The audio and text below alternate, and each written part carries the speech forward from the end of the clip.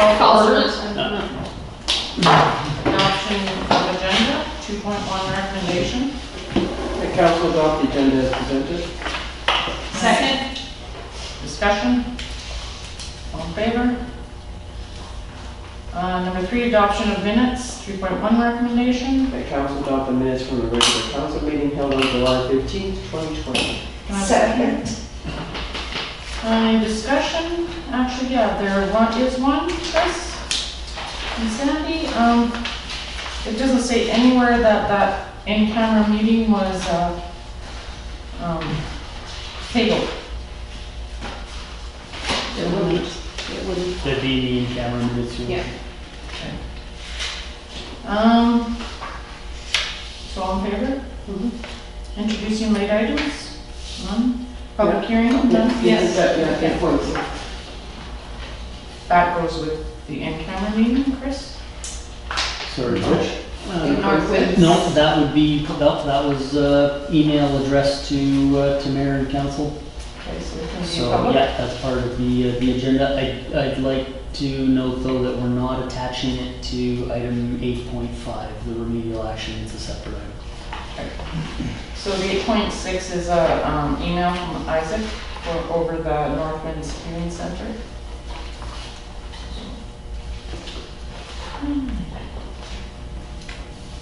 Okay, public hearing none. Delegation 6.1 recommendation that council hear from President of SARS, Marcel Rudel.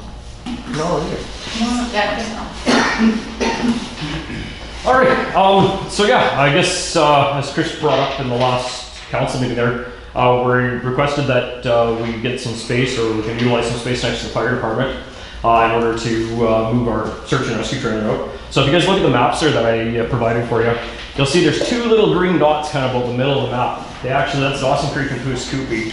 What you see in the map there in beige is actually what Southeast Search and Rescue is responsible for responding to. So as you can see, it's a fairly large area. We cover a good chunk of the BC Alberta border. The reason why we want to actually see about stationing our secondary unit in Poos Koopy is one, it's a 25-foot long trailer with a truck. We've had issues with a previous truck and trailer where they're getting broke into. Mountain View Safeties said that we could park in their yard, but because they have so much traffic coming and going in and out, it's just a congest, especially with such a big trailer, and trying to turn it around and maneuver and everything else. So if we look through there, there's a picture, I think it's a very back page, you'll see we have it currently parked at one of our members' homes. And you can see that we're really close to his house, and on the other side we've got the road sloughs off, like the tires like right on the edge. So that's currently where we're parked. So we are looking for a more permanent location to park it. From discussions that I've had with Chris and watching the last council meeting and stuff, like we're definitely more than willing to take care of the gravel. The gravel in the area, we'll do the labor to install the fence. My company will donate that back to search and rescue, and we'll take care of that. We have all the tools and stuff for that. From my understanding, the village already has leftover fence from another project. If there's any cost involved with some extra fencing that we need, that's something that the team can definitely take on. We have no problem for that. And as for if there's any loss or damage to our equipment, the village of Poos Koopy wouldn't be held liable to it. You'll have your own insurance. Yeah, we have our own insurance. We're actually in the process of renewing that as we speak, kind of thing, because we have to renew every September. We carry liability insurances on all of our stuff. Over and above the regular ICBC insurance, which we're part of the provincial fleet insurance on. So we're, yeah. You would give Chris a copy? Yeah, we can arrange to get Chris a copy with the renewal. We got to renew here next month, so when we get the new renewal, we'll let you know. Yeah. But yeah, we've got liability coverage for all of our stuff for theft and damage and everything else. We have been robbed a couple times over the years now. We had a winch sold off one of our trucks. Our old trailer, we actually had somebody smash, it was going back 5-6 years ago now, but we actually had somebody smash all the locks off and steal about $2,500 worth of medical response gear. And since then, we've significantly increased the quantity and the amount of equipment that we have. And that's a better service to Peace Country. So if you look at the second page there, what I gave you guys, you see a picture there of our overall unit. As it sits right now, we're actually looking at upgrading the truck. My apologies, it's kind of a cruddy picture. But if you go to our Facebook page, you'll see a really good one. Right? We do have, currently right now, we do have Village Poos Koopy sponsorship logo on there because we utilize Poos Park and that kind of stuff. So you guys are actually listed as one of our corporate sponsors currently on the trailer. And then just below that, you'll see that's our summary from 2019. You'll see with our members, we had over 2,400 volunteer hours that were put in by our volunteers to benefit both Pouce Coupe, Dawson Creek. They're the only 2 municipalities within our response area. Our members, as most of you know, we are quite active in the community. We've got them go out and do the birthday drive-bys. We come out and, the parade in the summertime, and then we help out with that. So we're looking to be able to diversify our assets so they're between the 2 communities. And as far as response time, if we're responding to the other side of Dawson and we're responding west, it only adds 7 to 10 minutes to our response time, and it's a secondary unit. Both myself and my wife are search and rescue members, so it is possible for us to take one of the units, take that unit into town, which actually increases our response time at that point in time. And if we're responding out this direction or anywhere along the BC-Alberta border, as you can see from the map on the first page, it actually increases our response time by about 10 minutes. And the unit that we're hoping to station here is our secondary unit, so that has our ATVs in it, our quads in it, our secondary medical equipment, as well as that's our command post. So we are in the process of getting that set up so that it deploys and totally sets up as an autonomous command post. So the advantage that would bring to the village of Pouce Coupe is if for some reason there is a natural disaster and the fire department's utilizing the EOC that's in the fire hall, is our command post to be set up outside as separate communications. We do have communications already with the fire department and the other agencies in the area, but it could be deployed and set up as a secondary command unit. We're in support of that, right? And it's 100% autonomous with its own radio systems and power. So what side of the building did you, So yeah, I brought the map up here. So talking to the fire chief, we're looking at this, I guess it'd be the east side of the building. There's already an existing little access point right there. It's like a old laneway or this something. side, that side, don't confuse me. Sorry, yeah, yeah. it's like closest to your house. Yeah. So then I can see. Yeah, we bought these lots a You'll have couple of to years deal ago. with it. Yeah, so, the village owns that whole parcel of land, but they're only, we're only looking at a gated compound that would extend 10, 12 feet off the end of the fire hall. And then there's perfect access right through here already, so it seems like the ideal spot. Yeah, our overall unit right now with the current truck is just under 40 feet. We're actually looking at upgrading our truck here within the next year, and we're exploring those options. So with the upgrade of our truck, it might be, we're still going to be under that 40-foot footprint, right? And for our truck, so. The original request came in talking about perhaps over the public works yard, but when I talked to the fire chief about it, we felt, this sort of came up as a better alternative location, because then we don't have to give outside people the codes to our gate. It doesn't put our equipment at risk, and it to Marcel's point, it centralizes everything where the emergency services already. And I've already discussed with Blair that if this does go ahead, in order for him to be able to say there's an emergency at the fire hall catches on fire, right? That he'll actually, we're going to be talking about our double lock system, so that he'll be able to open our compound and be able to, say, maneuver a truck out, or if for some reason we lose a key, and we can go to Blair and be like, hey Blair, we need access to our compound, and he'll have a key to be able to access the compound. So if there's anything the village ever needs to get in there for, you'll still have access to it through Blair. Any other question? Dawson Creek, the municipality of Dawson So- Creek was not interested in. So with the city of Dawson Creek, traditionally we've never had support from the city of Dawson Creek. We have approached their council and their mayor, and it took an argument, well, not necessarily an argument, I guess, rephrase that. It took a strongly worded discussion in order for them to stop plowing in our truck when we parked it at our search and rescue hall, which is in the PRD facility. But they're really congested there as well. There's no security, nobody to watch it because it's kind of tucked out of the way.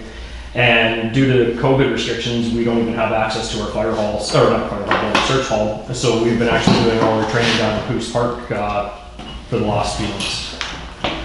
So the city of Dawson Creek, when we talked to them, there was nothing available when we had talked to them here a couple of years back.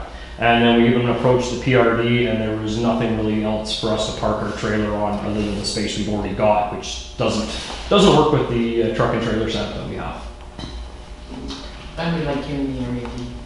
I do anyway. Yeah. Where do you receive your funding, or how do you? So up until actually just recently, provincial government just announced here 3 weeks ago that we have that come 2023 we're going to a sustainable funding model through the provincial government. But our funding comes right now through the provincial government through Emergency Management British Columbia. Then they give the money to the BC Search and Rescue Association, and they distribute it to the individual teams throughout the province. There's 79 teams within the province. So we get a portion of our funding from them. Also, a portion of our funding comes from the Peace River Regional District Emergency Fund, which provides funding, I think it's up to $50,000 a year, split between us, North Peace Search and Rescue up in Tumbler Ridge, Chetwynd Search and Rescue, and Tumbler Ridge Search and Rescue. So our portion of that, I actually just put the check in the bank the other day, was $13,000 is what we get from the regional district, give or take. It fluctuates depending on our expenses. And on average, it costs us, what, $40,000. I think our budget this last year was like $62,000 in order to provide equipment and everything for our members. Because as people's equipment increases and you get these e-bikes and people's machines get bigger and bigger, well now we've got to kind of keep pace in order to be able to get where people go, right? And people have a certain expectation that way when you call search and rescue, we're going to show up, right? So we have to maintain a certain level of proficiency and training with our members as well as a certain level of equipment. So that eats into our budget significantly for the funding that we do get. We have been stashing money away because it is in our plan down the road as funding allows and grants and everything else. We are in the market for, looking for a permanent home with a building and that kind of stuff.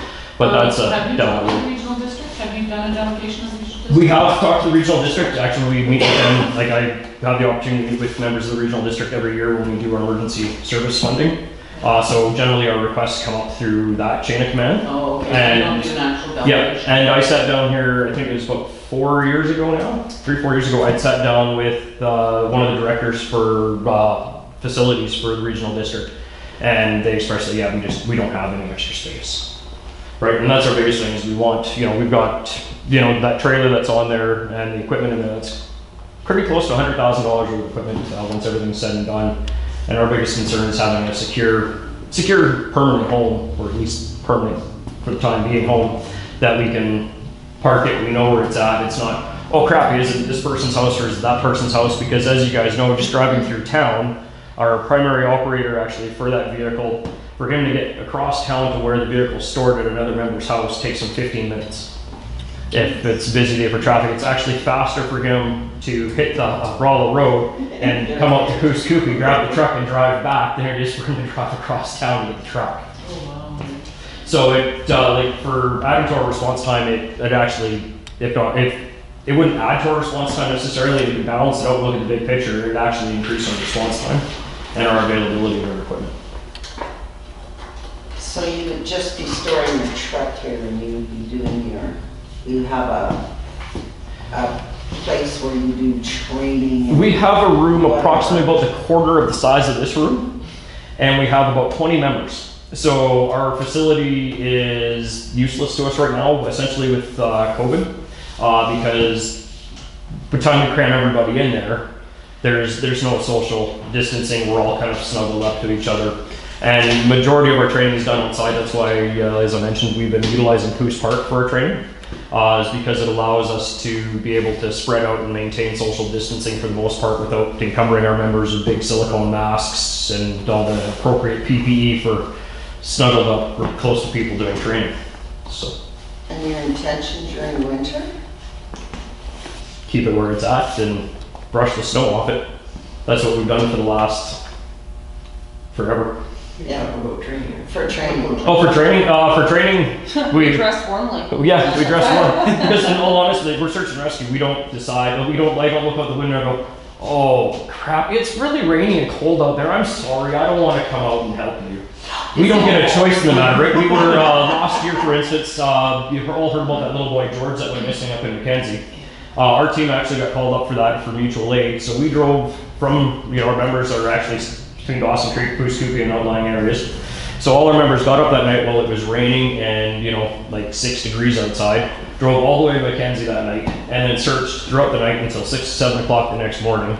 Went back to the hotel, got 2 hours of sleep, and went back out in the field again after breakfast.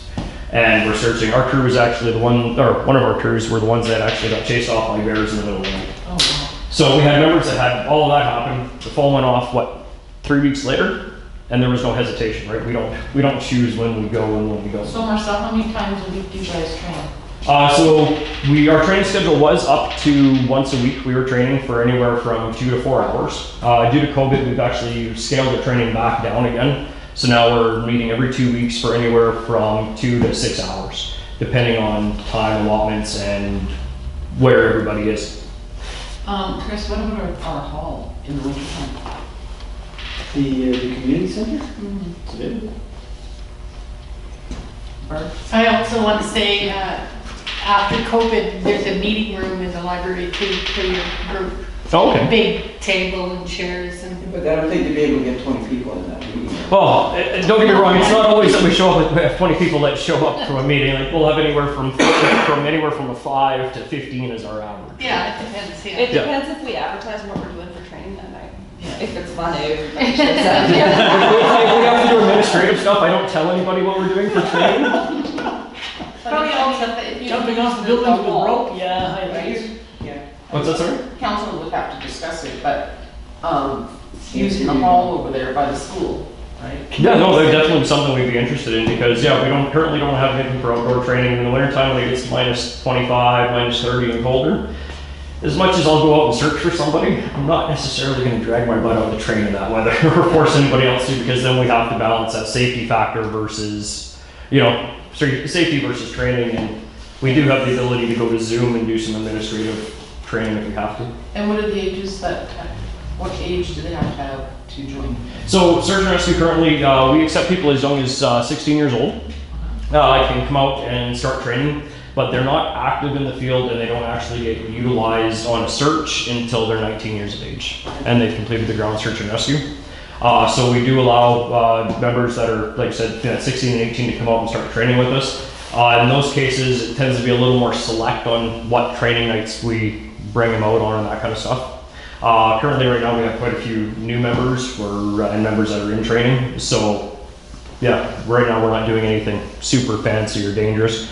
But if we do say a body recovery training night where we're teaching people how to deal with human remains and that kind of stuff, well then in those cases we don't necessarily bring out the kids for that. And right, and it tends to be we tend to do that in smaller groups just because that information that comes out and the tone of that conversation tends to discourage some people or not sit right with some people, right? So, but yeah, but we're cautious of what we have the younger ones do. But and in those cases, they have to come out with a letter of permission from their parents saying, "Yes, I give little Johnny, permission to come out and play with search and rescue."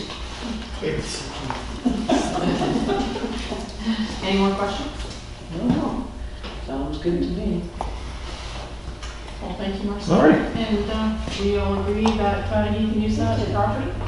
Can we make that motion? I'll make The the mo- I'll make the delegation is still motion. here? No, What? What? We can make the motion while he's still standing. You're not supposed to. Don't be sitting there. Can we, Chris? Procedurally, no, but. I could step out for 2 seconds. Yeah.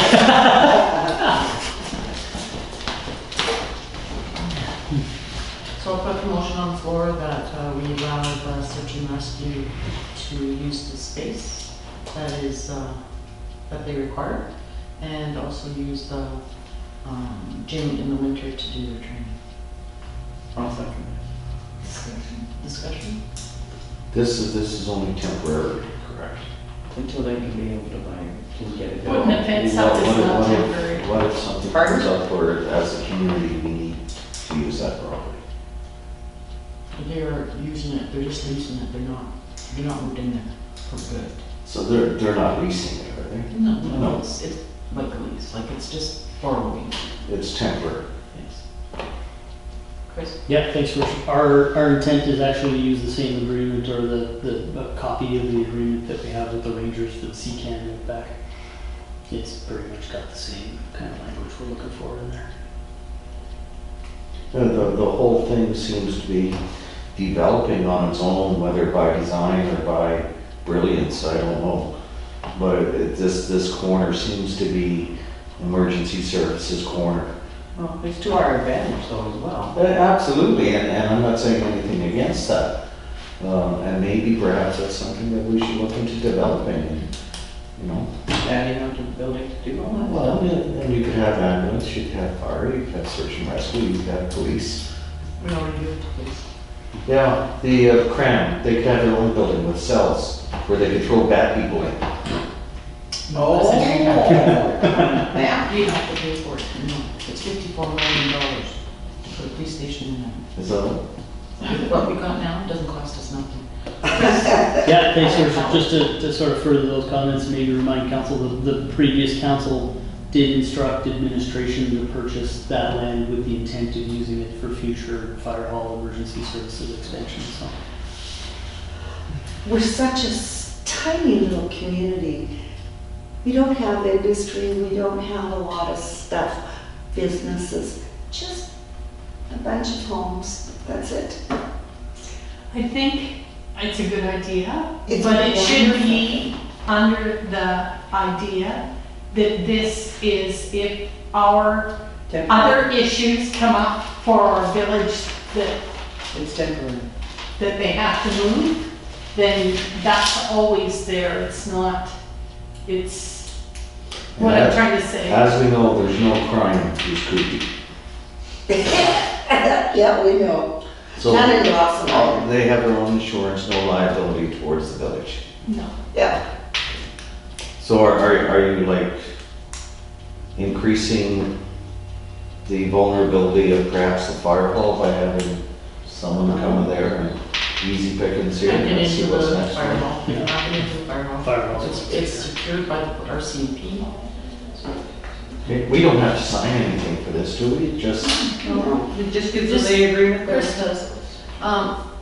Yeah, thanks, Your Worship. Maybe just because of the discussion that's going around, we can always add a line to the agreement that says, you know, in the event that the village needs to use the property for expansion of the fire hall or whatever internal purposes, that we give them 60, 90 days, you know, and then we can take the space I like back for that. whatever we.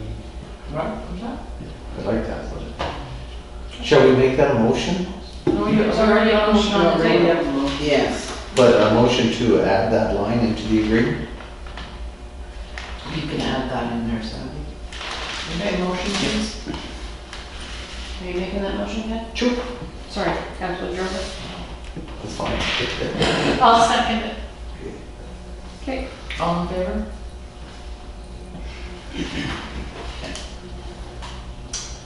Next item? Do you want to invite them back and let them know? No. Come on, Marcel. Mom. They're just gonna leave you out there for the rest of the night. So who wants to do the honors? Ken?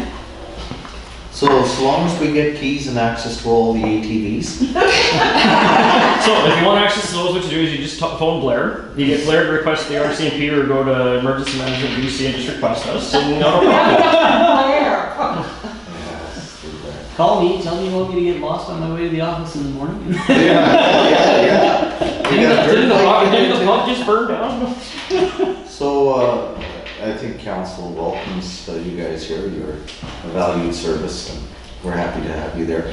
The only thing is that in an agreement that we'll have you sign, or one of you sign, if the village needs access to that property for whatever reason, then you would be given an appropriate amount of time, 30, 60, 90 days to find alternate arrangements. Yeah, so, you know, if you want to expand the fire hall one day down the road, then we have to move. No.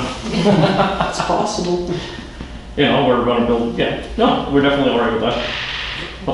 Yeah, as long as we get some notice, then yeah, we can find a place, and yeah, no, we really appreciate it, because it'll be nice to have a secure permanent home for that, and once we get the agreement signed, I'll touch base with Chris and Blair, and we'll figure out a day to actually get in there and get started, and figure out kind of hammer out all the nuts and bolts and that kind of stuff. And Chris said that land we bought for emergency services, right? Yeah. That's why we bought that. well, that was the previous council's direction, Your Worship. But that's why we bought it. Yeah, and the agreement, I'll just have to take it, actually it works out good with myself and Gina here, because we have a board meeting coming up here in the next 2 weeks. I'm getting together with the rest of my board of directors, and then we can Give us Go a over few that days and- to draw the agreement. Oh, yeah, no, it won't be, it'll be probably about another 2 weeks before we do our board meeting, so if that's enough time for And you using the guys. community hall. Chris? Thanks, for I think too, might be a good idea, given the regional importance, significance, that we schedule a press release on this as well. Yeah, and press the and grand folks opening in and get the fence Yeah. open. Yeah. I kind of want to do it with the RCMP and you guys at the same time. kind of Yeah. thing. No, that works for me. Yeah, so whatever council decides that when the RCMP can move in there. Oh, yeah, just let me know. And then, yeah, we'll touch base and then I'll take the agreement, you know, when it's ready, let me know, and then I'll take it back to my board and, Shouldn't be too long, or so we've got a draft template that we're kind of gonna use, so okay, a couple of weeks. Yeah. cool. Is anybody using the community hall at this point? The community center right now, karate's back, or judo's back in there. Is it? What Yeah. nights? That's about it. What nights? Sandy?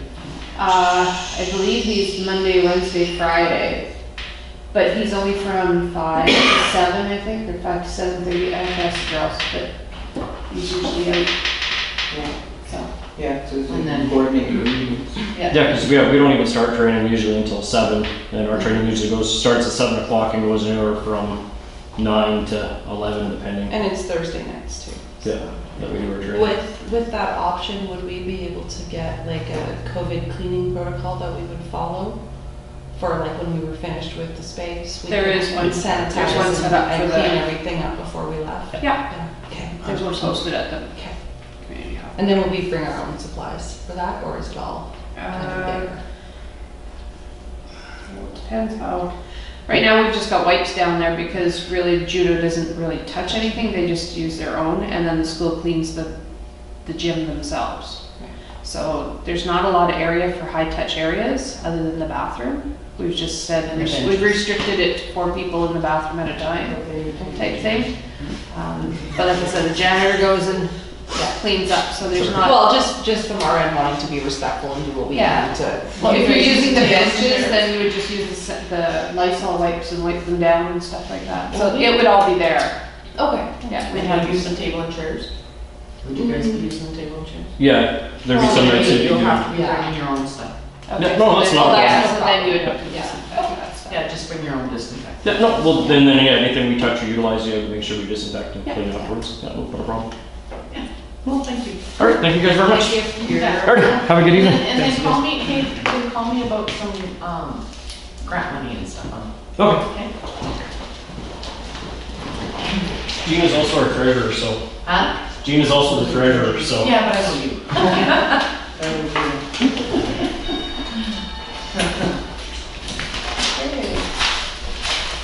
Unfinished business rising from the minutes. 7.1 recommendation. The council put the draft letter to the city, New Westminster. Can I get a second? Second. Discussion. Looks good to me. Aren't you happy with it? Since we call you the letter police? The letter, please. Page 12. I'm fine with it. Thank you. Okay. All in favor? New business, 8.1 recommendation. The council decided they would like the Goose Creek Fire Department to stop the birthday drive-bys. Can I get a seconder? Second. Discussion? I think with the fire department asking about this, they must think that it's not needed. At the beginning it was, I know. They can do it, but everybody's out and about now. At the beginning, like at Easter, when they did the Easter bunny thing and birthdays, everybody was kind of staying isolated. Now,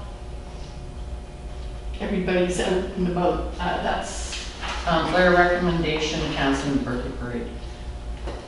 yeah. It was Claire's recommendation. All in favor?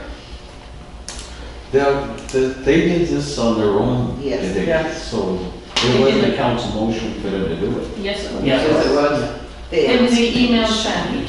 See, me and Bernie Sanders, no, not the other one. You and Jim. Joe Biden, me and Joe Biden, we're smart. Getting along good. Yeah. See, now, 8.2, recommendation. The council discussed that they would like to cancel the Santa Claus parade And that council discussed if they would like to do something else in place of the parade. Get a seconder? Second. Discussion. We don't know what COVID's gonna be like in Christmas. Chris? Yeah, thanks, Worship. This is one of those events like Canada Day, we generally start planning right around now, give or take a couple of weeks, just to do a pre-planning meeting and get everything rolling, so it's one of those things we can't find out at the 11th hour that, whoops, we can't do this, or, you know, that we need to, so we're coming to you guys asking well in advance what you'd like to do. We talked about it at the staff meetings a couple of times now, and everybody kind of agrees we're gonna have real issues trying to maintain any sense of social distancing in a parade scenario. You know, food and all the other stuff we've typically done, so.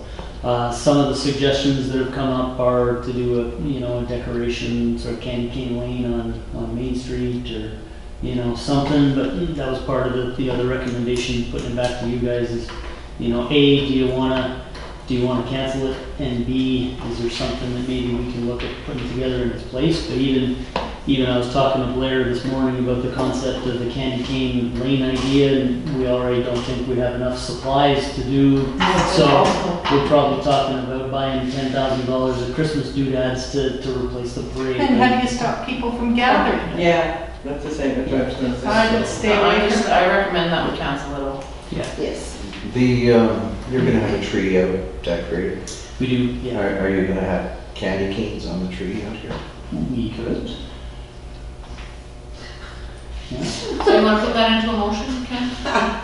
Sure, I would like to make a motion that we surpass the number of candy canes that Dale Bumstead gives out At the village office. at the village office. On the So we're gonna have a competition, the mayor of Dawson Creek versus Pooh Scooby, see who gives out the most candy canes. Public Works will be putting them on for me, right? My tree is little, so it's okay, we can do it. It might be a bigger tree. No, it'll grow. You can have one of mine. It's a long-term project. Yeah. Hey, it's already grown like 2 feet, so just, It's a good one. You need to get a large. So all in favor? okay, so there was a motion to cancel. Parade's canceled. Yes. Who's making that motion to cancel? And who's seconding it? I will. Thank you. And then Ken made the motion to do the candy cane. I put motion to have candy canes on the tree out front. Do I really have to put a competition with Dawson Creek? No, Dale's gonna know, Mayor Bumstead is gonna know. Okay. Candy cane. Oh, sorry, and who's seconding that one? I will. Okay. Thank you. You're welcome. Okay. 8.3 recommendation? The council decided they would like to have the horseshoe pits put back at the police department. Ken seconded. Second. Discussion? Do we know how many people go down there and play horseshoes? We have a lot of people. Before, like, It used to be really popular. it used to be, Yes, but I, before everything got destroyed. but also on the last, when we were having, I noticed when we were having July 1st down at the park, it was hard to get people to come and have a horseshoe tournament, and it wasn't being used as much as it. I always saw horseshoe tournaments going on down there, and I was always at the park. Well, I knew it was hard to get one going, one near the end. Well, they were always well used. Well, I've been asked when they're going back in, so. If they're gonna be used. Yes, I wanted to know. How much have we got left in the recreation? This is my portfolio. I'm sorry, in the budget. Is it already in the budget? Yeah, I think it's recreation budget, right? That's what I'm asking. Is there money left in the recreation? What have you done? Nothing that's cost anything for the recreation, except for jamboree. No, there hasn't been much charge to rec this year. No, but they usually come out of our I pocket. think Jamboree was what, $150? Or, no, we got all that. No, we paid for that. Yeah, we got that from you. When we paid for, the only thing recreation did was the supper. And we got out of recreation, yeah. But that was So that was in last- December. That's last year, yeah. I haven't used any money on it. We've got a $5,000 recreation operational GL for just general recreation stuff that hasn't had anything charged to it this year, and we've got recreation facility expenses. So yeah, there's room for, and I put $2,000 there without spending a ton of time researching it, just on the assumption we'd need probably half a dump truckload of sands, 2x6s to frame it off, and the Oh, yeah, posts. they could build that. 2 days. Rebar. Yeah, 2 days of staff time to slap it all together, so. Yeah. I Oh, would like yeah. to see. You want $2,000, Tom? Sure. All in favor? Thank you. Is this something you want us to build this year, or do we want to look at doing it? There's been lots of people doing stuff down in the park. Yeah, okay. We've been down there walking and we've seen it, and the guys are down there doing their, frisbee. Yeah. And then there's other people down there just walking around. Yeah. So if we have some activities that they can do. Pretty structured. We've already discussed a spot for it where it's nice and in the shade and stuff. so- Yeah, it used to be over in the far corner. Okay, I'll talk to the director. Has our power issues there been resolved? Pardon? Their power issues been resolved What power? to the bandstand. Yes. Oh, yeah. Yeah, Yeah. yeah, 100%. Yeah, but we can't have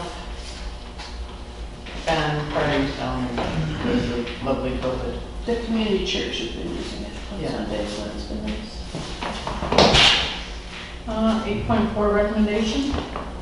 That council accept the Q2 2020 budget report for information. Second. Any discussion? Anybody have any questions? Chris? If anybody's got any questions, I'll definitely take those first. This is year to date. That is up to July 31st. Okay. So there's a few notes at the bottom, and and I do that with all of these reports, sort of highlight the big ticket ones that kind of jump out. For most of the categories, I mean, at halfway through the year, we should be at about halfway through the various expenses, except for taxes, because those all are sort of front-end loaded. So the one that's of concern is the environmental health. And environmental health is our fancy way of saying garbage and recycling collection. So as I kind of noted in there, the budget for garbage truck repairs got completely blown out of the water. And it died. We tried to fix it. We tried to fix it again. We tried to fix it a third time, and then when it became obvious that it was a losing battle, we brought it to you guys. But by that point, we'd already spent $15,000-$20,000 trying to get us to that point. So unfortunately, that one being over mid-year, we're definitely going to end the year over. But and this is, and I mentioned that to you guys in the budget presentations this year, that we've done so much compression, what I call compression in accounting of the expense budgets, that we really didn't leave ourselves a buffer, or that much of a buffer. So the garbage truck maintenance, we had $2,500 in garbage and $2,500 in recycling, for a combined total of $5,000 of repair, but we hadn't actually seen that many failures in it. So, as the budget went down, we compressed it, and all of a sudden, whoops, we had this one big year that just, we didn't have room to absorb it, and it's reflected in the line. So this is probably, well, it's not probably, it's definitely, given the number that are there, going to be the first year out of the last few years where we actually have a category that finishes the year over budget. And all the taxes are paid in full, Chris? No, but we're actually, around this time last year, we had 52,000 in taxes that were unpaid, after the deadline. This year we had about 58.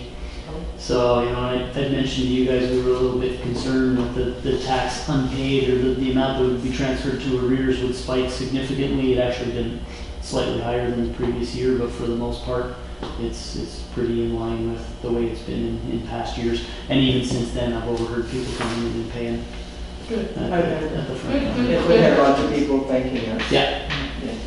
So we did get you know, virtually everyone that I overheard come in and talk, and, you know, I worked with the staff to coach them on some stuff, so I didn't get dragged into every one of those conversations at the front counter, but we got a lot of questions virtually from everybody that, well, I saw that council had passed a 25% tax decrease, why is my bill the same as last year, what's going on? Forgot to apply it to mine. And like I say, luckily I coached the front counter staff to sort of say, well, folks, out of these 8 items on your tax notice, the only one that the council here controls is this. And as you can see from last year, your number was A. This year it's A minus 25%. So yes, that was done, but all these other authorities went up around you, resulting in the number. So there were a few comments about that. Well, isn't that nice of those folks that you know, they completely negated our, you know, and that kind of stuff. But once that was explained to those residents, everybody seemed to be pretty happy about it. So, yeah. And I think to Councillor White's point, yeah, they understood that we tried and did what we could. What about tax sales? That's, Yeah, tax sale. I haven't had an update on tax sale yet. Could you bring that to the next council? Yeah, it'll be in the next couple of, yeah, we got a meeting coming September 1st. I'll, you know, tax sale's not till end of September, but the date, there's some stuff that's changed with the dates. Did you read the email I sent you? Yeah, no, yeah, I'll speak to it on the second. Okay. council received This report for consideration, discussion, and adoption. The resolution imposed immediate action if council considers it inappropriate. Can I have a seconder? Second. Page 18 to come.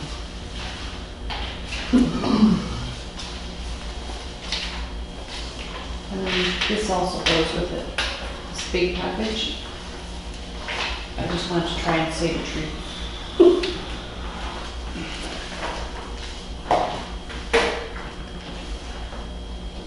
This is just all the background. So, Chris?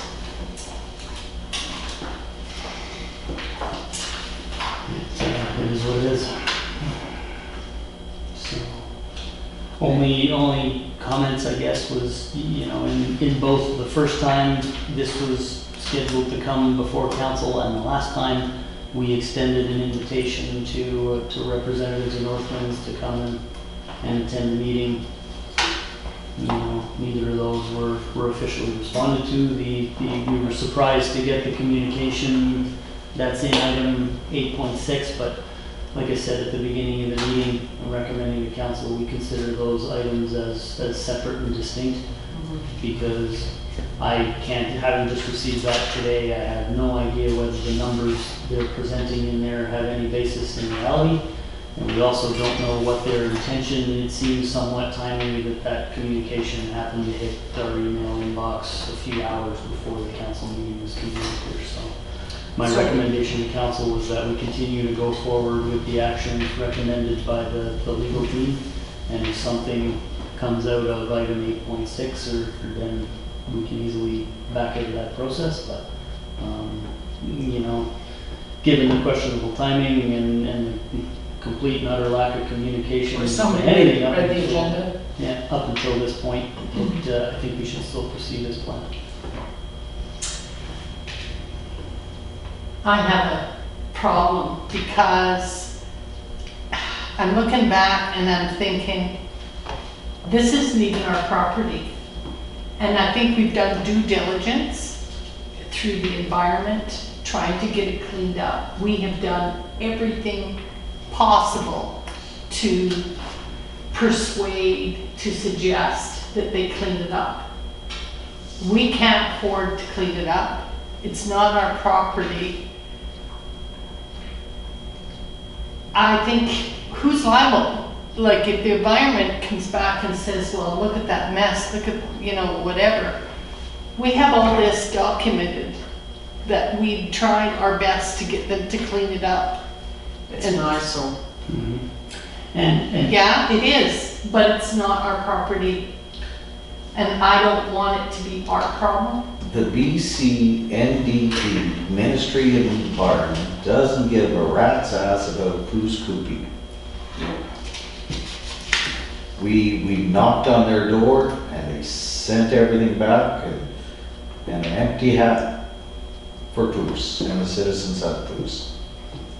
So if they're not gonna look after it, we can't leave this for other communities and businesses. What do you mean, or other communities? For other businesses around the site. Something has to be done with it. We have a business here in Pooskoopi that garbage is flying in their yard. They have tried to get Northwinds to do something about it. Now, we can do this, and this forces them to clean it up. And how much is it gonna cost us to persuade?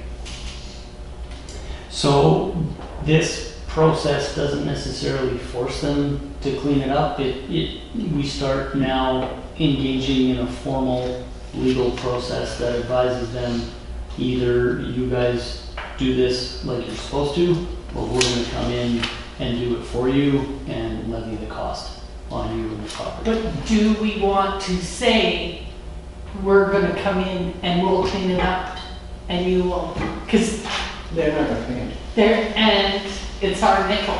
So what happens, we spend 1.5 cleaning it up and they, okay. I'm just hypothetical. And that concern, Councillor Smith's actually valid, because throughout this process, there's no guarantee that we'll actually be repaid the funds or ever reimbursed. The cost of the cleanup gets attached to the property as a lien. And then presumably we have an avenue to maybe recover it at some point down the road through that, but it could essentially stay tied to the property as a liability for 100 years, we have no idea. It protects us potentially in the long run, but what I see at this point too, and part of the reason why we've gotten to this, and you know, you hit the nail square on the head, we've repeatedly asked guys to come in and clean this up. I don't believe at this point, given the absolute lack of communication around whether or not they had any intentions of doing that if we don't move to somehow try and nudge them along and potentially do it ourselves, it's not gonna get cleaned up. That could potentially sit in the state it's at right now for 10 years. So, that's just a larger scale problem, but there are other problems that are quite small within the community. And what do? You get your bylaw officer to go out there and you have fines that are divvied out to these people. And when they get tired of paying fines, or they can't pay fines, then what? Mm-hmm. What happens to those properties? Mm-hmm. In the case of fines, fines are actually an interesting cost against you, because fines aren't levied against the property, fines are levied against an individual. And the municipality can't attach a fine to property taxes, because the courts have deemed that somebody can't lose their house through the tax sale process because of arbitrary bylaw fines. So we can attach utilities, unpaid utilities, because those are municipal services, but we can't attach fines. So in the case of fines, and I hesitate to say this in front of the camera, but it is what it is. But there's one. We can issue a $1,000 a day fine to an organization, any organization, for a bylaw fine, or an individual. They don't pay. Our only mechanism to force payment is at some future date, we take the fines and we then go to court, or we issue a collection notice and we sell the fines to a collection company. And that's pretty much it. The fines are there, they're meant as a deterrent. They're you know, and even then it's a long drawn out legal process to you know, take a multitude of fines and then try to go to the court, for example, and convince a judge that they've got to garnish that person's wages or do something, you know, in order Chris, to pay those can we fines. send a letter out to the residents and see what they have to say, since it is their money that we're talking about? Yeah, we Any deviation to this process, Your Worship, we have to run through the lawyers to find out if that's, so this whole remedial action process is a very narrowly defined section in the Local Government Act. If we modify that process voluntarily, it could actually impact our legal rights throughout the whole thing. So if we turn it into somehow a quasi-referendum, I don't know, we definitely want to run that through the lawyers before we go ahead. Because it is the residents' money, and there's quite a few residents want to see it cleaned up, so that's my concern. But do they want to spend 1.5 million to We clean don't know it for up? sure it's gonna cost 1.5 million. I'm just, Yeah. But we don't know. no, It's gonna cost we don't know, 1.5. but it's gonna be in that ballpark. It's, Yes, we clean it up. How do we regain that money back? It's just, And it's somebody else's problem on their property. well, and you guys have those, Have they paid their taxes? Yeah. Okay. so, and you guys have those competing or conflicting, you know, obligations to the community with respect to this property. So, Councillor Smith, you're not wrong. And you're, you know, when you say, yeah, this is gonna come out of the pockets of the taxpayers. You know, and at the same time though, if the decision is no, we don't do it, you also have an obligation to, as you say, Your Worship, the business next door, who basically comes in here every month saying, you guys gotta clean this up because my customers are walking out the door, they can't stand the smell of this thing. And then Have whoever they- pays taxes here, it's their money, so. have they contacted environment? Nope, but they've written multiple letters to you guys asking to be cleaned up. Why is it our How problem? long have they owned this? They've emailed North Winds, Yeah, How long has Energy Lodge been there? 2015, or Energy Lodge. Quite a while. It's not Energy Lodge now, it's a different company owns it. Dr. Rue sold it. Ken, you had your hand up? Yeah. So, if you guys want to open up a hornet's nest, you're going about it the right way, let me tell you that. Because we had a very similar incident while we were in council, not someone else. And we went and laid the law down in accordance with our bylaws. This is what you have to do. This is what we expect of you and of your property. And we sent a letter out. The resident obliged and the trouble and the problem. So now we're going to say, well, we're basically the same situation, but we're going to turn the other way because of cost or public opinion or because of political affiliation or something. And I'm telling you, if you're going to look at the same situation and go two different ways on the same situation, then you're looking for trouble. It's not the same situation though. This isn't a residential lot with whatever the issues were, vehicles, building falling down or whatever. This is a big issue. Okay, so amend the bylaw. If something is going to cost us over $100,000 that we don't pursue, That's why we're discussing it.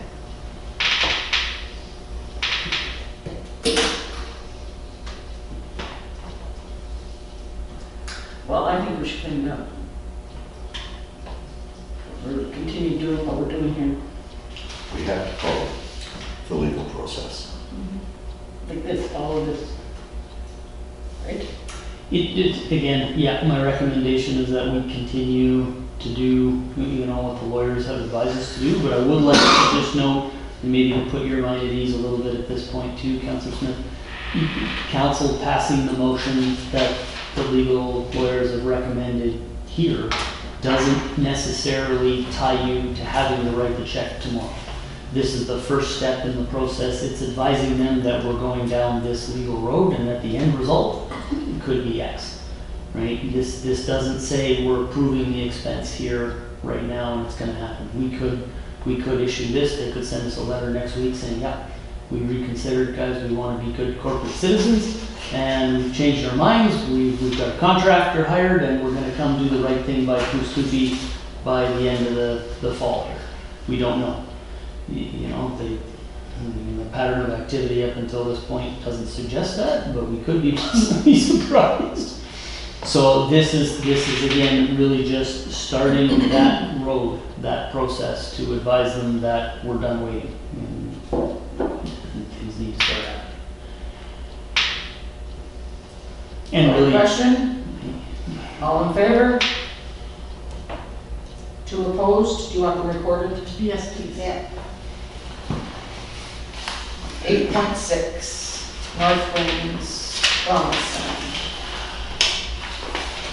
So you guys see here, we've got an email that they are selling the property. Can I have a seconder on this? Discussion? If somebody comes in to find out what the appraisal is for that place, they're gonna be really, really surprised, because the appraisal for BC, it's BC assessment is $162,400.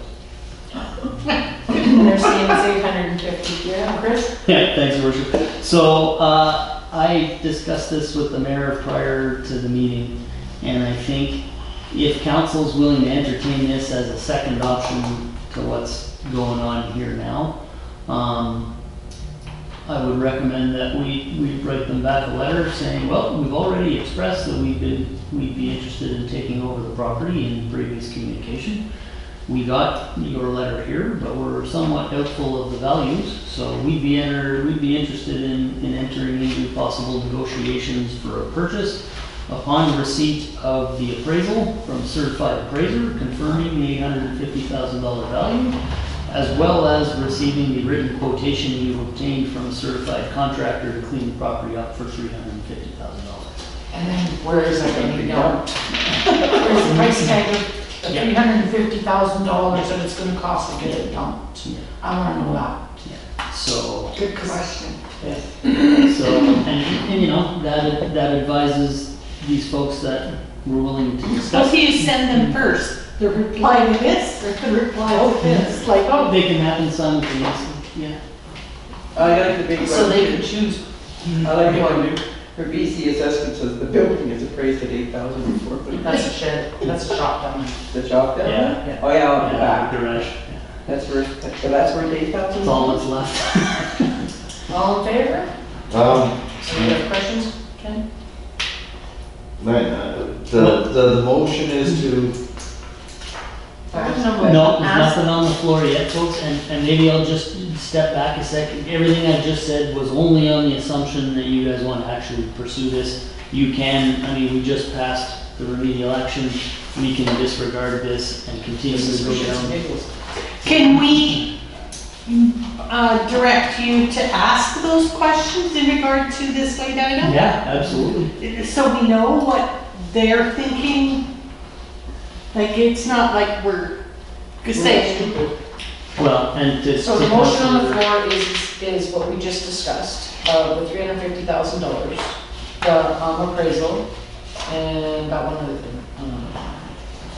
The dumping. The dumping fees, the appraisal, and a copy of their copy of the assessment. Yeah, but you know what, listen, I'm a contractor, and I like this group, so I'm gonna do it for cost. And I'm willing to just say that the disposal fees alone, $350,000, and I'll take care of the rest. I want to know where it's being dumped. Well, you know, where it's being dumped, if we get the property, they're not saying that we get the cleanup at that cost. We're responsible for the cleanup if we get the property. Yes. But I want to know where they're dumping it.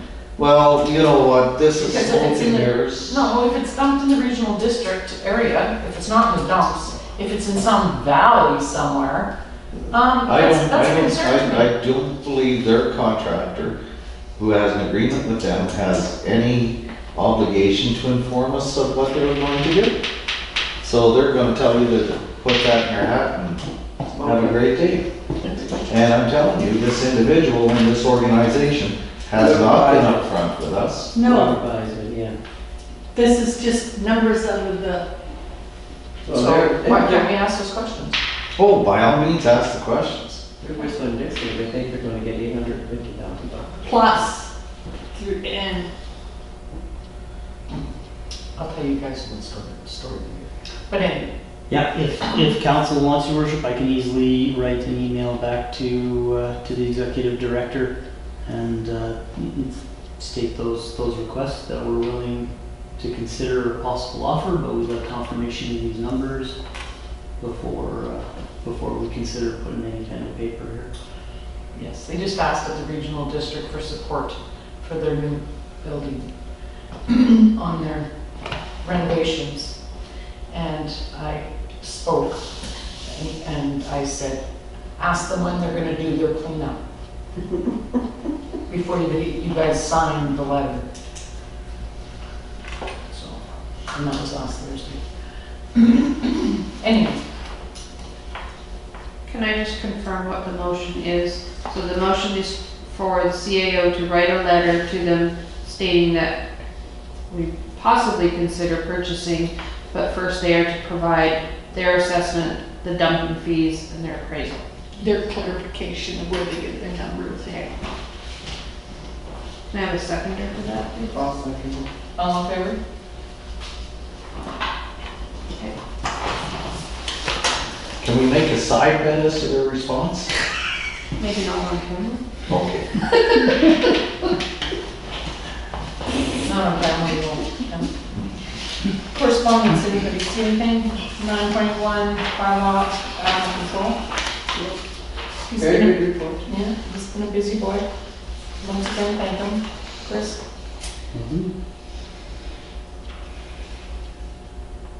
Anybody know how the cat is? Which one? The one that had the broken jaw? The one that got euthanized? Oh, did he? You couldn't find a home for him? Yeah. It's right here in 9.6. Okay. Once Sam had a few, the bylaw officer had a few interested people in taking the cat for rehoming, but once they got some sense of what the actual medical costs were to fix its jaw. So nobody sees anything here? Any correspondence? Call So for red, info? the rainbows. Resolutions none, bylaw none, administration report, CAO report, 12.2 action items.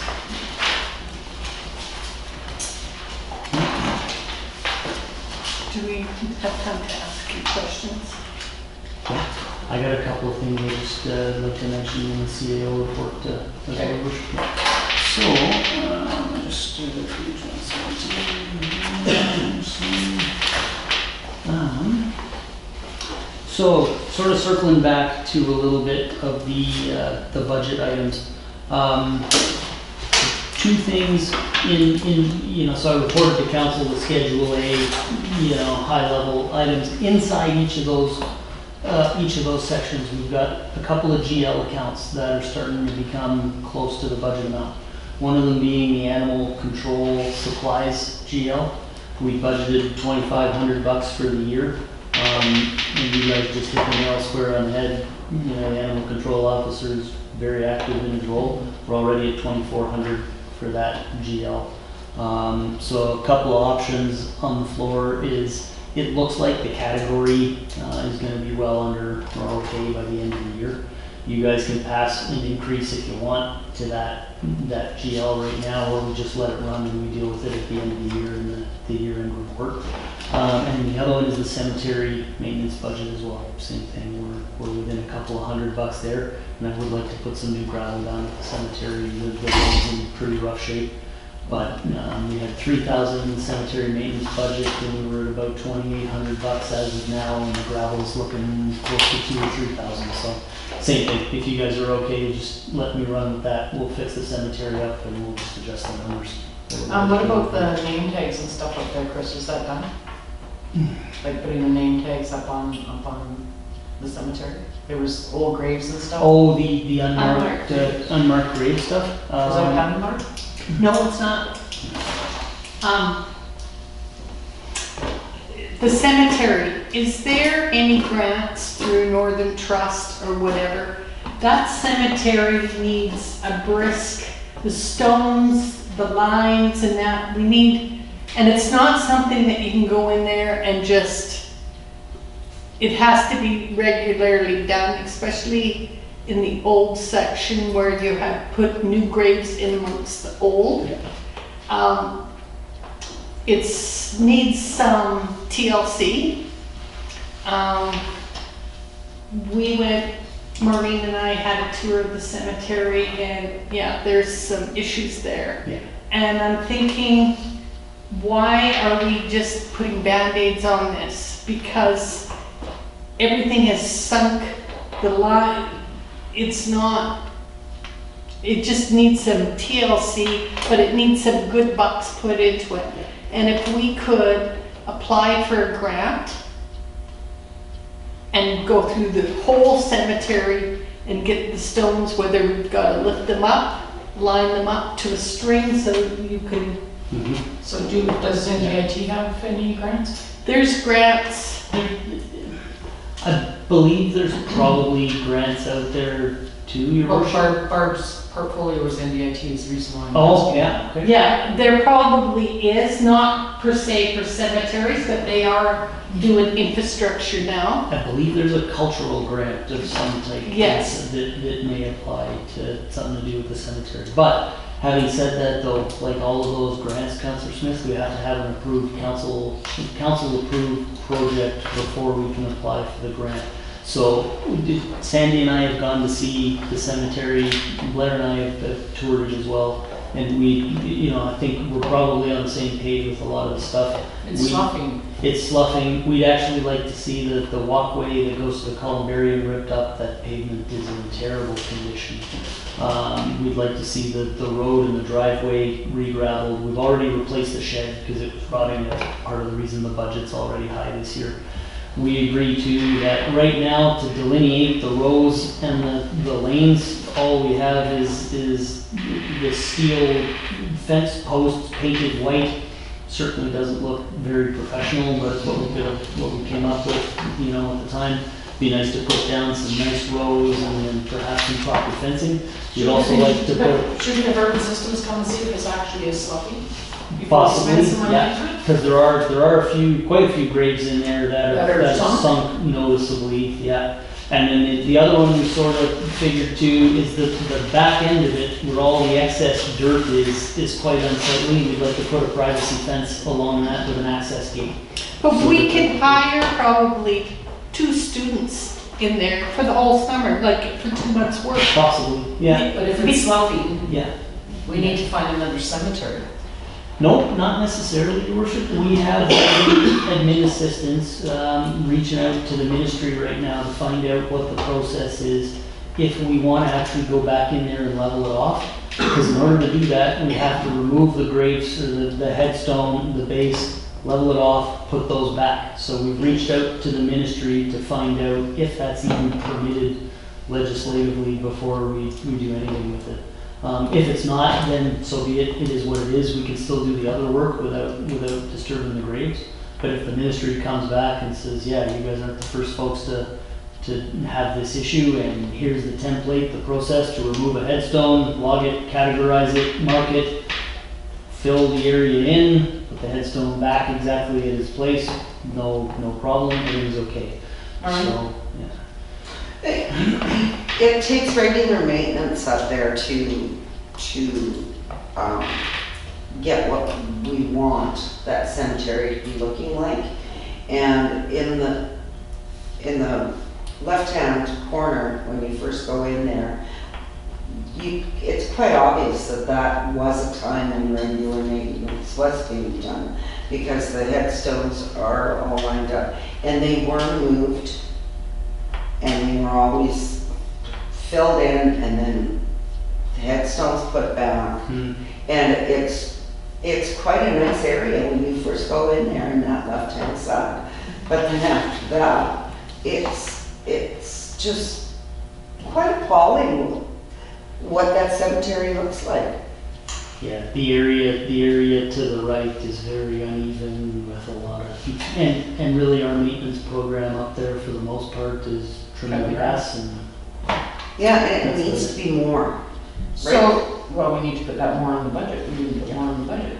Yeah, but I think that's why Barb's bringing it forward, is that. We can go in and mark all those graves that don't have markers. This year, No, but we can go in next year's budget. Yeah, and really to do that scale and scope of work, we don't have time to do it next year, or sorry, this year anyways. But if we're interested in grants, you know, I typically start coming to you guys for capital and special projects, you know, around November or December, so I've already got a list going of that stuff. Hi Sam, come on in. You can come in, we're not at that part yet. Yeah, we can add it to the list and, you know, so. Yeah. What do you feel a number might be, Councillor Smith? Well, it's gonna cost us quite a bit because we're gonna have to hire at least 2, and it may not be kids. I don't want kids in there. I don't want 19-year-old that, like, I want somebody in there that's gonna care about how the stones are moved and how they're placed, because breaking those stones. Chris, can you actually reach out to a place in Croft that makes headstones and have them see if they actually have a guy that does that? Yeah. That comes in and actually can Good call. bring up the headstones to what they normally should be. Okay. And they might have plans on how. They might have the process to do that. Yeah, and our first thought was just to go to the ministry, but yeah, it might be easier. No, they would tell you, and Raynard's would tell you if what you can do and what you can't do, Okay, okay?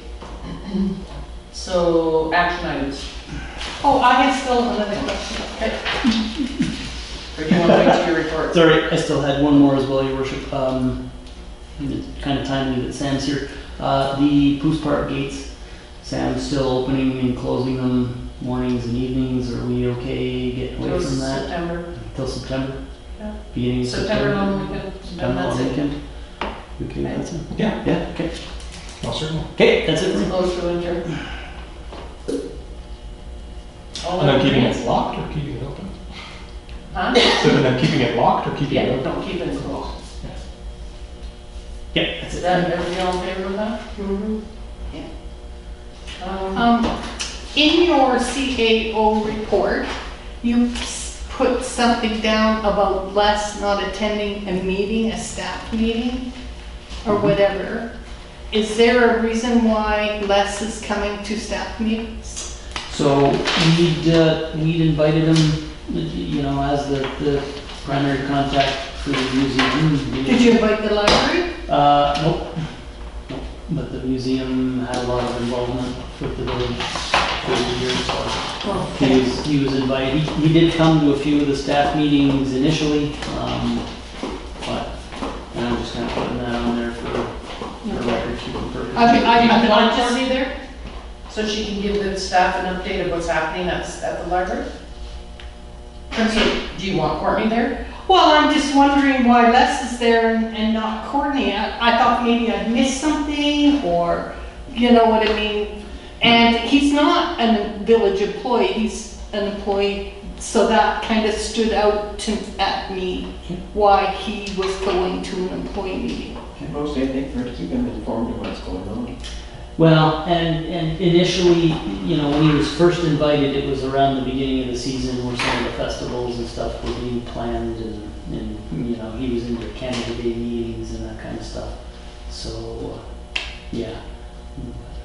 And when is our sidewalks going in? We had the initial site meeting yesterday. They're hoping to start next week sometime. Is there a reason why it's so late in August? We brought that up. The substantial completion date in the tender is September 30th. We brought that up with the contractor. The contractor mentioned that he's got overlapping jobs right now, but he's going to start assigning guys to it. The lead engineer was quite firm. He said, well, this was a legal agreement. You've got a substantial completion date of September 30th, so we better get on it. Oh, so he was from, which outfit was that? S. Young Enterprises. Thank you. Should you do that at your report next time? That doesn't bode well for future business, does it? Isn't that the CEO Yeah. report? Action reports.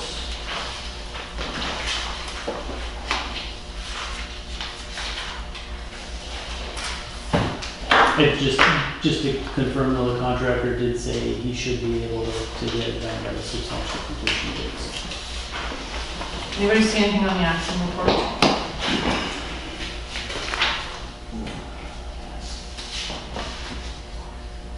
That's a completion. Christopher, you're doing a wonderful job, I see here. Thank you, Your Worship. How's the bylaw for the hens going? So, first draft of it was presented to me from Sandy. We did the edits, handed it back to her, and I believe. September 2nd. Yeah. Is there chickens in the village? Yeah. Is there chickens So, in the village? there may have been some Facebook chatter about Yes, I want to hear that. Okay. So, what was that you asked, Dawn? The bylaw for the chicken. Okay, and what did you say, Chris? Yeah, that it should be on the September 2nd agenda for The first first draft. presentation to council. Okay, thank you. Okay, so.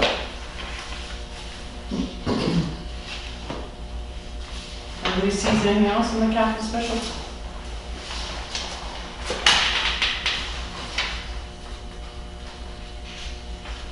Ryan?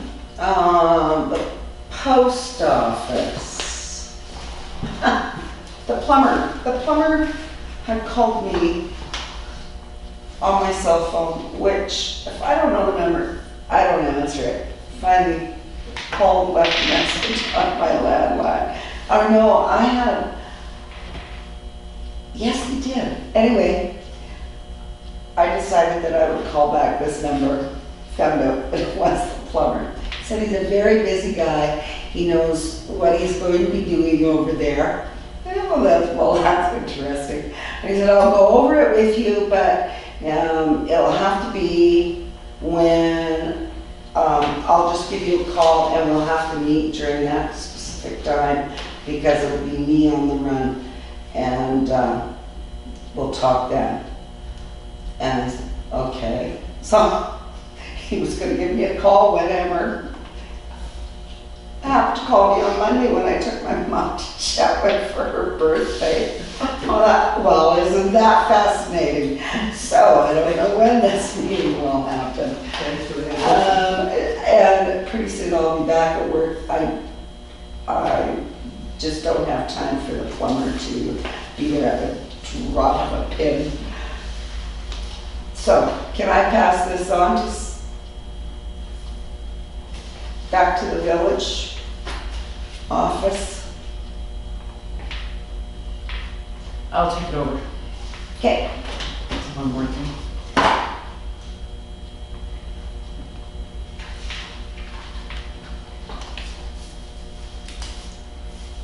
And Jill send me his contact info? Yeah. Any, on your calendars, do you guys have anything? Chris, we have the Zoom meeting tomorrow? Yep. What's that meeting? That's the interagency meeting between us, the RCMP, Mental Health and Addiction Services, and a few of the other community services related organizations. There's a couple more on it that I can't think of them all right now, but it's Ambulance and. yeah, ambulance is there. Blair, I forgot to send Blair that. I can do So it. if you can. Yeah. Send that to him, please. Sam, can you remind me of that in the morning? I think it's a 9 a.m. Zoom thing. Okay. All right, tell me. Anybody have any changes to their calendars?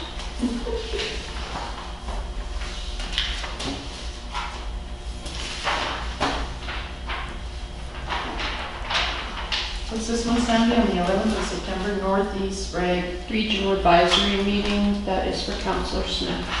I sent you an email, I forwarded you the email, Okay, thank you.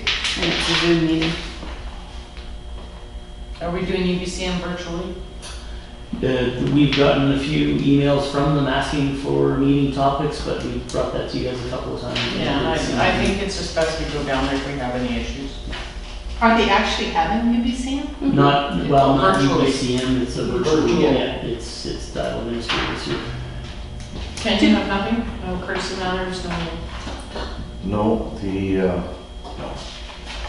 Did we receive any resolutions or? Oh, just the one that's, October. there is one, 9.11 was something from UBCM. That's the only thing close to the resolution. It's just still UBC recovery. Page 103, yeah. No actual resolutions yet. No.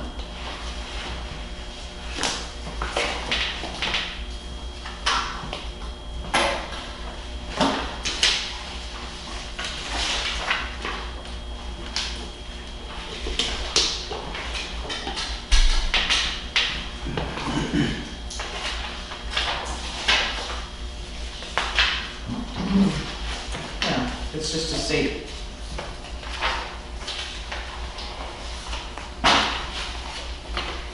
Okay. So, Counselor White, your report? The library summer program will be going down here pretty soon. Pardon? The library summer program will be running down here pretty soon. Did they have well attended? Yeah. Even though it was just basically, had to be done differently than what has had to be done in the past, but the kids were still excited about trying to get the gifts.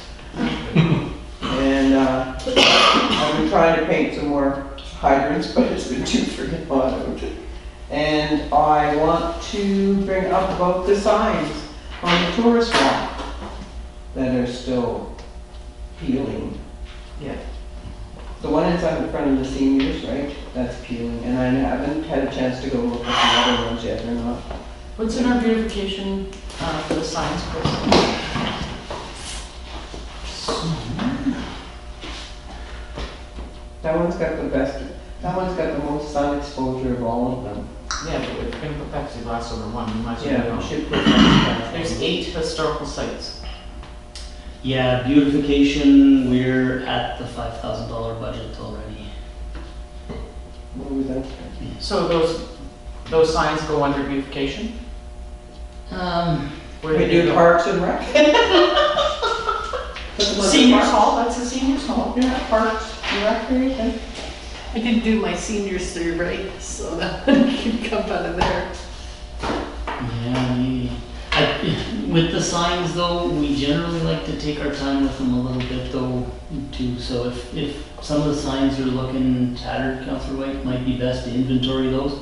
And then we put those on the next year's list too, and, we get 3 or 4 signs done up. Because there's 8 of them. Yeah, so. 8 historical walk. Yeah.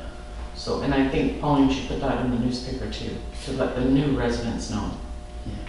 Yeah, we do We have do historical have walks. Yeah, and the administrative assistant is working on a welcome to Pooh's package here as we speak that she's gonna come up with, and Good for her. yeah, it was- Kudos to her. yeah, it was a good idea.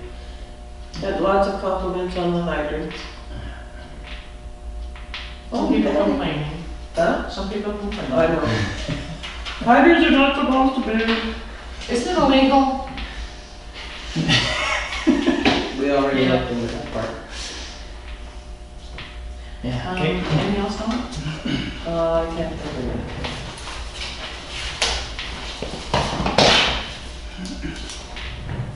No, that's it. Counselor Smith? I have nothing. Counselor Hubert? Oh, Actually, you did, you had the cemetery. we took a trip. She laughs. Oh, the museum. The curator and the summer student, she performed excellently over there. Awesome, very busy young lady. They tidied up in that museum just substantially. They got all the uniforms cleaned, they look spectacular. They do so. And Donated in kind. yes. And the summer student also started inventory.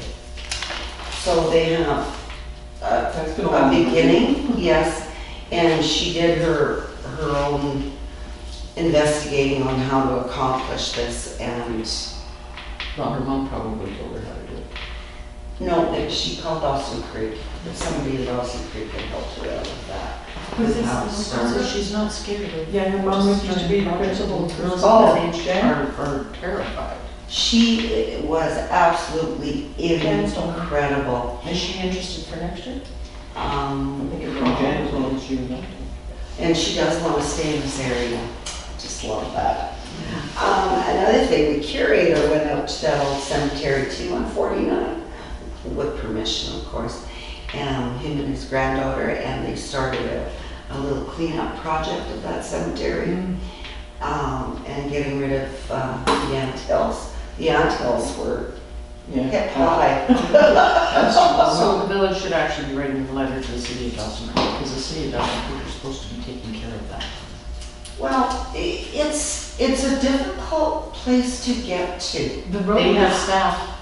We have, but I mean, that allowance that you go in with, we went in the morning with Louis 4x4 and we did fine in there. I was nervous, but later on, I guess, Mrs. Trombley from across the street from me, she went in there with her husband and they got stuck.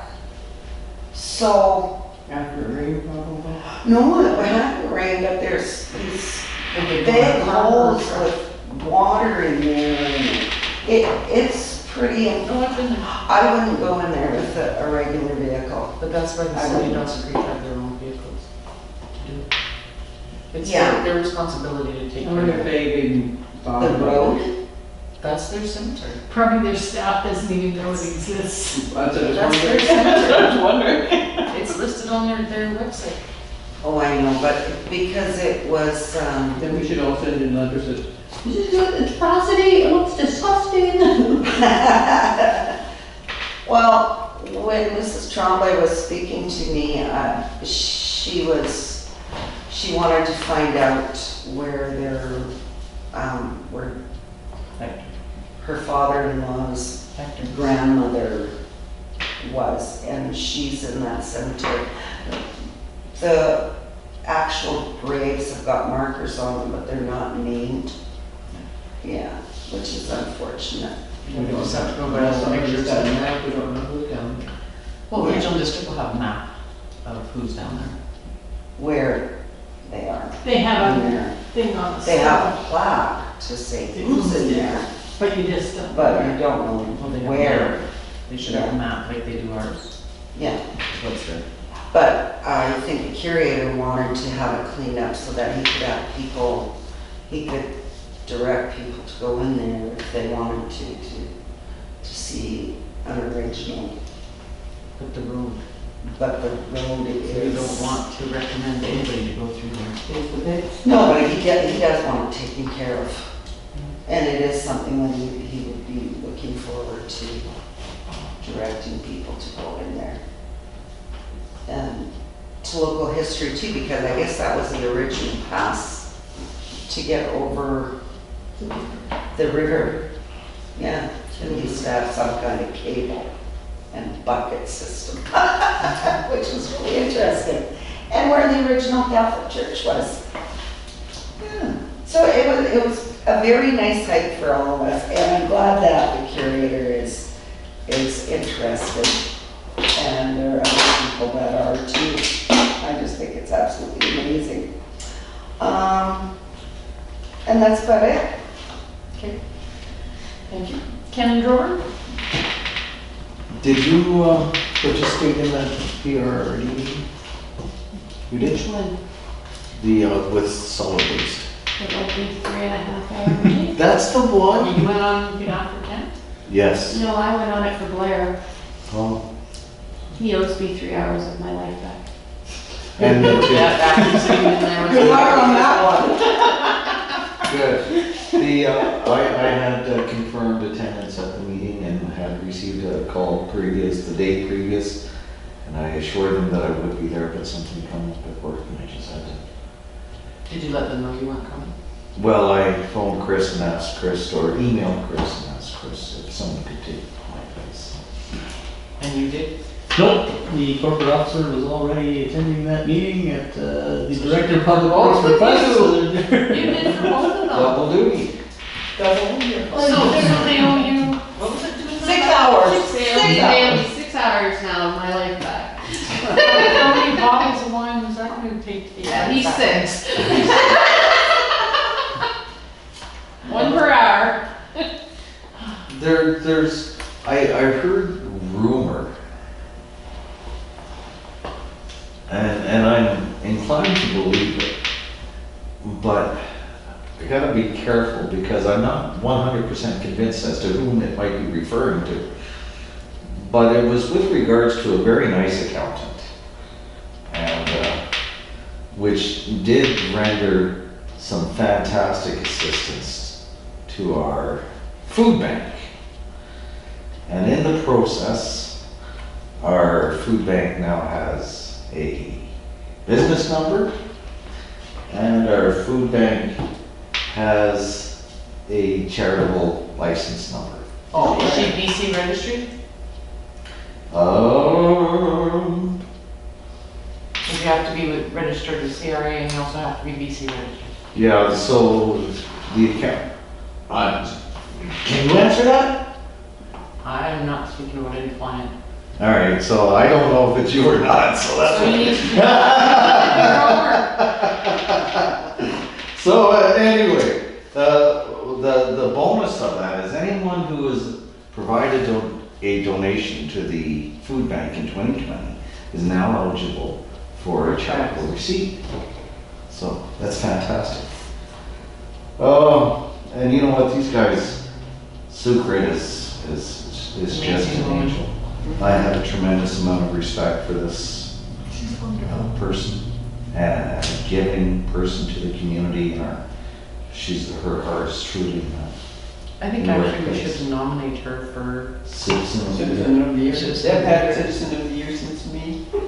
So also, you know what, we also have some really fine citizens amongst us and around us, and because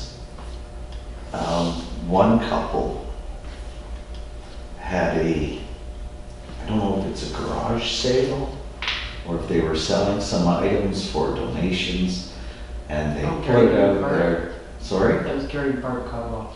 Okay, I wasn't going to mention the name, but yes, that's exactly who it was. But I'm still not mentioning their names.